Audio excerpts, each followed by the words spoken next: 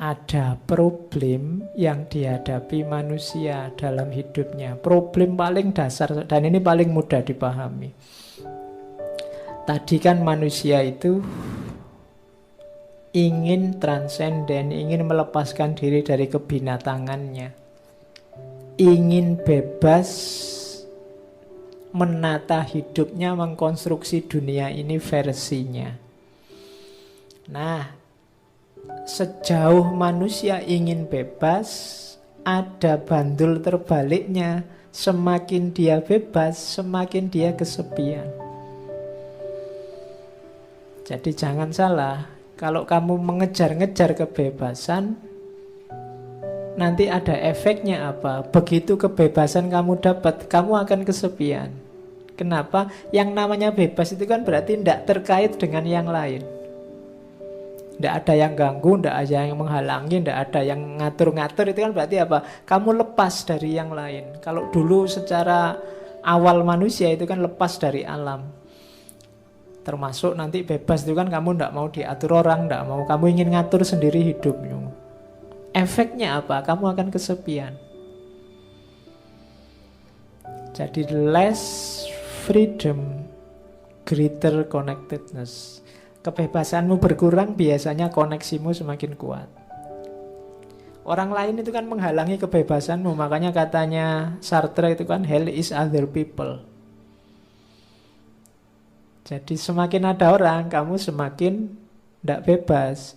Jangan-jangan mungkin kamu sekarang kan bersila, jadi kesel loh kamu silo gitu terus. Mau selonjor, tapi tidak enak kalau selonjor yang di depanmu ketendang. Kurang ajar memang orang lain itu, kan gitu. Jadinya adanya orang lain, aku jadi tidak bebas. Kamu kesini kan harus dadak pakai baju, dadak padahal sumuknya kayak gini. Jadi hell is other people. Tapi memang resikonya itu. Kalau kamu ingin sangat bebas, hasilnya apa? Kesepian. Kalau kamu ingin bebas, mau minum nggak cuma kopi kayak gitu, tiap minggu kopi itu, terus kan bosen kamu. Mau sekali-sekali ganti apa gitu kan. Tapi ya di sini itu. Kalau nggak pengen itu, nggak ke sini, nggak usah bareng yang lain, bikin acara sendiri. Tapi kan kesepian. Jadi semakin kamu mengejar kebebasan, nanti ada resiko semakin kamu tidak sama dengan yang lain, tidak bareng dengan yang lain. Jadi less freedom, greater connectedness. Ketika kebebasan berkurang, relasi keterhubungan bertambah. Padahal manusia itu benci kesepian. Jadi tidak enak sendirian, terasing, itu kan, teralienasi itu kan tidak enak. Kamu disebut alien kan juga tidak suka. Orang asing yang tidak sama dengan yang lain. Nah, situasi terasing ini biasanya orang milih satu di antara dua alternatif. Oke, gimana caranya saya tetap terhubung dengan yang lain, tapi kebebasannya tidak hilang. Itu nanti dirumuskan di konsep ketika dia ngomong tentang cinta. Orang cinta itu kan terhubung, tapi tidak menghalangi kebebasan. Kalau kebebasannya dihalangi, namanya bukan cinta. Dominasi. Jadi bersatu dengan orang lain, tapi semangatnya cinta dan kerjasama. Jadi bareng-bareng untuk enak bersama. Tidak saling ngatur. Misalnya, lu ini kalau mau enak bersama kan bisa disepakati bareng-bareng. Oke, sekarang ngaji boleh selonjor, jadi jaraknya agak jauh biar ya ketika yang belakang selonjor, yang depan tidak ketendang. Itu kan bareng-bareng. Nah, itu namanya semangat cinta dan kerjasama. Atau biasanya alternatif kedua, orang yang takut kesepian, takut terasing, takut jauh dari orang banyak, itu ngambil jalan kedua. Membunuh kebebasannya, patuh saja dengan situasi sosial di sekelilingnya. Apakah itu penguasa, apakah itu masyarakat. Sudahlah, manut saja, ndak bebas juga ndak apa-apa, yang penting temannya banyak. Ini jalan kedua biasanya yang ditempuh. Jalan pertama agak berat tapi enak, kamu ndak kehilangan kebebasan. Jalan kedua, ya kamu akan kehilangan kebebasanmu, tapi resikonya ya kamu temannya banyak. Jadi koneksimu, relasimu luas. Resikonya kehilangan kebebasan. Orang tinggal milih mau pilihan yang pertama apa pilihan yang kedua. Karena sepi itu ndak enak, terasing itu ndak enak. Terus, nah, secara lebih detail nanti yang kedua tadi, biasanya orang melakukan 3 hal. Ini yang lari dari kebebasan tadi. Jadi jalan pertama orang lari dari kebebasan itu adalah jalan otoritarianisme. Jadi otoritarianisme itu berarti orang melepaskan kebebasannya, bergabung dengan orang lain di luar dirinya untuk hal-hal yang ingin dia peroleh. Itu namanya, kita sering menyebutnya otoriter. Nah, lari dari kebebasan itu, kebebasanmu dibuang, kamu ikut aturannya orang lain. Itu struktur ini namanya struktur otoriter. Bentuknya 2, masokisme dan sadisme. Masokisme itu kalian yang inferior, kalau sadisme itu kalian yang superior. Struktur yang superior inferior ini sebenarnya struktur yang tidak sehat, struktur yang tidak setara. Di situ ada otoritarianisme. Jadi kalau kalian membuang kebebasanmu begitu saja, manut saja, kamu dijajah orang, diatur-atur orang, itu namanya masokisme. Injak-injaklah aku, jajahlah aku, yang penting kamu jangan pergi dariku. Nah, itu mentalnya namanya masokisme. Maki-makilah aku, sakiti aku ndak apa-apa, yang penting jangan jauh-jauh dariku. Itu masokisme. Kalau yang kedua, untuk orang agar tetap bersamamu, kamu berperilaku sadisme. Biasanya ini yang punya kekuasaan, menguasai yang lain, membuat orang lain tergantung. Kamu jangan begitu ya, kalau kamu begitu tak tinggal loh. Nah, itu gaya yang kedua. Jangan lakukan itu, kalau kamu lakukan itu lebih baik kita putus saja. Itu terus orang kan jadi tergantung padamu. Biar ndak otoriter, putus ya wis ora apa-apa. Nah, itu berarti kamu keluar dari struktur yang otoriter. Kalau yang masokis tadi keluar dari struktur yang membiarkan dirimu tertindas. Itu kalau bahasanya agama, unsur akhoka dzaliman au madzluman. Tolonglah saudaramu baik yang zalim atau yang madzlum. Zalim itu berarti dia yang sadis tadi. Madzlum itu yang masokis tadi. Dua-duanya kehilangan kebebasan. Orang kehilangan kebebasan itu kehilangan eksistensi, kehilangan jati dirinya.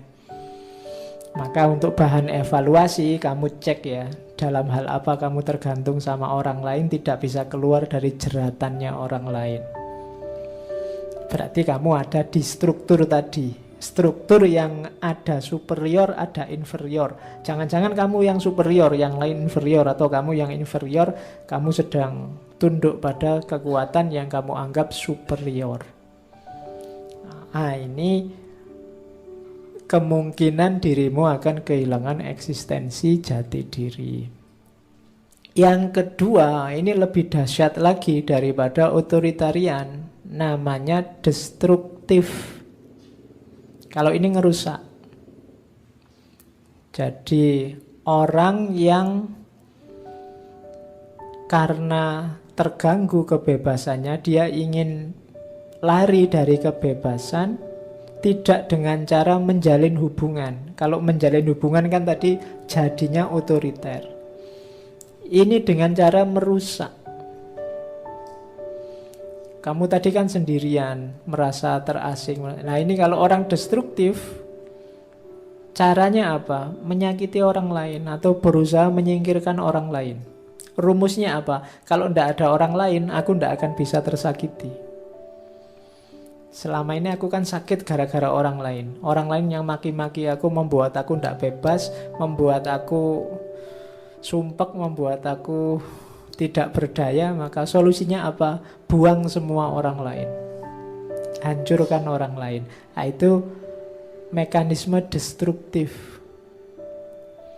Kalau untuk orang kuat bisa, tapi untuk orang lemah gimana? Yang kedua,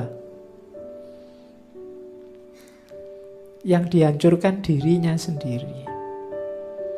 Kalau aku tidak ada, maka aku tidak akan tersakiti. Berarti apa? Dia bunuh diri secara eksistensial. Biasanya orangnya, alah aku ini apa sih? Alah aku ini bukan orang penting kok. Alah aku ini. Nah, itu cirinya orang yang di level 2 ini, menghancurkan dirinya. Jadi kalau orangnya kuat, dia menghancurkan yang lain. Kalau dia lemah, menghancurkan dirinya sendiri. Ini mekanisme lari dari kebebasan yang destruktif. Merusak orang lain atau merusak dirinya sendiri. Banyak kan orang gini, biasanya yang kedua ini orang yang sangat minder. Yang pertama orang yang sangat pede. Sangat pede itu kan orang lain nggak dipandang sama sekali, nggak dianggap sama sekali, dianggap nggak ada. Yang kedua, dirinya sendiri yang dilenyapkan, dianggap nggak ada. Saya ini orang rendahan pak, saya ini orang kecil pak, kan gitu. Itu level yang kedua. Kalau saya masih mending, kalau saya ngomong wah saya itu orang kecil, aslinya kan memang cilik. Tinggi saya paling berapa, saya itu orang rendahan kok pak, memang rendah. Tapi bukan itu maksudnya. Kamu menganggap dirimu sama sekali tidak berarti. Apa sih saya ini? Nah, itu level 2. Serius ini ya, tapi bukan yang basa-basi loh. Kan banyak orang ngomong ini basa-basi.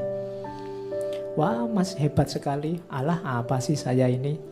Padahal di dalamnya merasa, wah hebat sekali aku. Ya. Jadi itu namanya basa-basi. Oke. Jadi ini jalan keluar kedua. Untuk lari dari kebebasan. Ada jalan keluar ketiga. Namanya automation conformity. Kalau ini seperti kalimatmu, saya mengalir saja. Jadi masyarakat apa saya ikut, yang lain kemana saya ikut, pasrah. Jadi objek perkembangan masyarakat.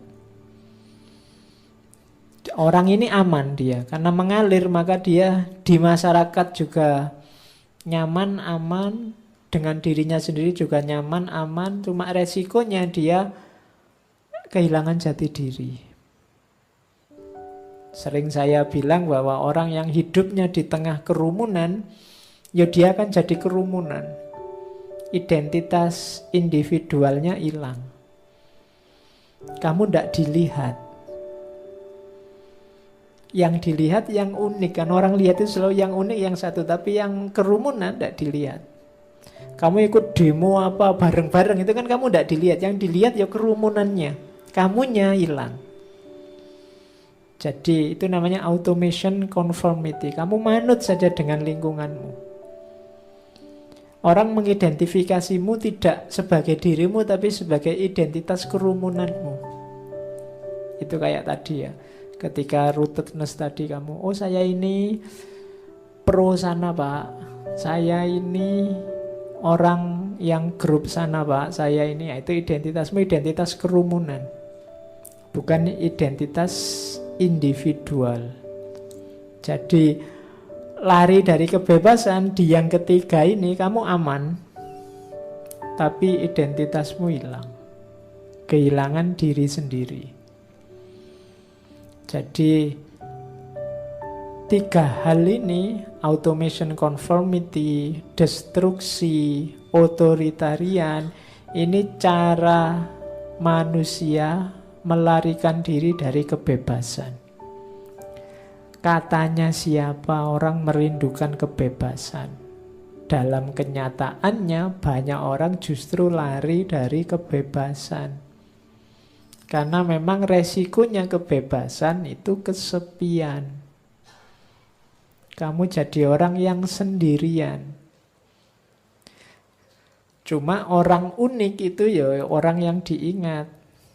Orang yang bikin terobosan-terobosan, orang yang original, itu kan yang dikenal oleh masyarakat. Yang ditulis oleh sejarah. Sejarah tidak nulis kerumunan kan kalau tentang cerita-cerita orang, tapi nulis tentang tokoh-tokoh. Tokoh ini selalu orang yang original. Nah, dan ini tidak banyak. Tidak banyak. Maka kalau kalian ingin jadi sesuatu yang dicatat oleh sejarah, jangan lari dari kebebasan. Jadikan dirimu unik. Nah, itu maunya Fromm.